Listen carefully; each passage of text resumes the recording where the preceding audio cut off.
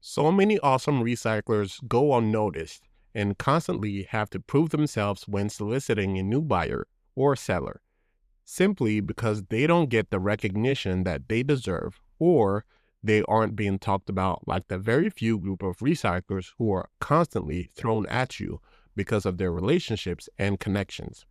So we created the upvoting and downvoting feature so that great recyclers can be noticed by everyone and get the recognition that they deserve.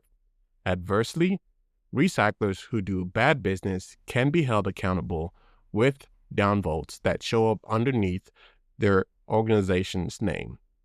This feature means everyone's voice in the industry will count and not just the select few. Here's how you use it. Scroll down, and underneath a recycler's name, you click the upvote arrow to upvote them. And to downvote, you can just go and click the downvote arrow to downvote them. Thanks for watching.